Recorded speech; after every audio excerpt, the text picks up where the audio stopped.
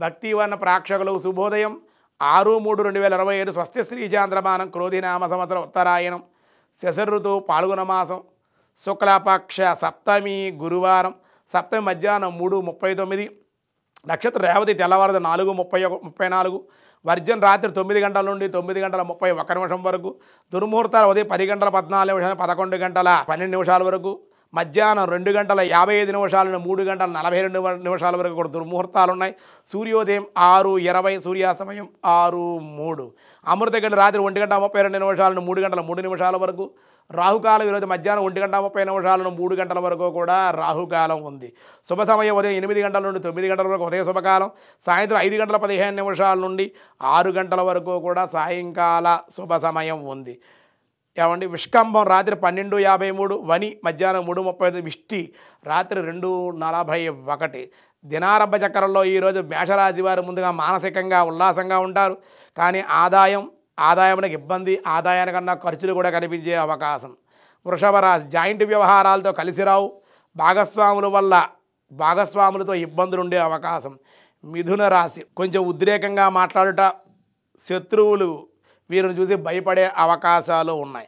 కర్కాటక రాశి సమాన ఫలితాలు పొందడం కోసం కృషి, అలాగే ప్రతి చిన్న విషయంలోనూ కూడా కంగారు పడటం జరుగుతుంది. దేవాలయ దర్శనం చేయండి, అన్ని విధాలుగా మీకు యోగ్యత ఈరోజు అనుకూలంగా ఉంటుంది. సింహరాశి పుణ్యక్షేత్ర తీర్థ దర్శనాలు ఈరోజు మనసారా మానసిక ప్రశాంతతను పొందే అవకాశం. కన్యారాశి వివాహ ప్రయత్నాలు అనుకూలం, ఆదాయం అధికంగా ఉండే అవకాశాలు. తులారాశి కొన్ని ఆగినటువంటి పనులు కలిసొచ్చుట, కొత్త కార్యాలు చేపట్టే అవకాశం. వృశ్చిక రాశి అకాల భోజనాలు, పనుల యందు ఉత్సాహం, సంతానాభివృద్ధి. ధనస్సు రాశి బంధుమిత్రులతో కలిసి వినోదాల్లో పాల్గొనే శారీరకంగా సౌఖ్యము, ఆనందము. మకర రాశి వృత్తి వ్యాపారాల్లో శుభమూలికంగా లాభాలు, శత్రువులే సహకరించుట, ఆనందం కలిగే అవకాశం. కుంభరాశి అధికంగా ఖర్చులు, అధిక శ్రమ, అనంతరమైన ఫలితాలే ఉండే అవకాశం ఉంది. భగవద్ ఆరాధన చేయడం అన్ని విధాలుగా యోగ్యం. మీనరాశి వివాదాలకు దూరంగా ఉండండి, అకాల భోజనాలు ఉండే అవకాశం, అనుకోని ప్రయాణాలు కూడా ఉండే అవకాశాలు.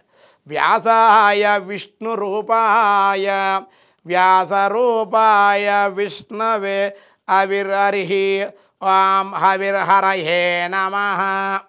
అవిర్హరి శాస్త్ర విధులు అనుసరించి భక్తులు ఆచరించి యజ్ఞాలయందు అవిస్సులను స్వీకరించువాడు అని అర్థం. అహింసా సర్వ యజ్ఞానాం భోక్తంచ ప్రభురేవచ అని సమస్త యజ్ఞాల యొక్కయు భోక్తయు ప్రభువు నేనేనని భగవద్గీతలో చెప్పిన భగవద్ వాక్యంగా చెప్పాం మనం. హవనము ద్వారా ఆరాధించేవాడు కనుక అవిహి అనబడ్డాడు స్వామి.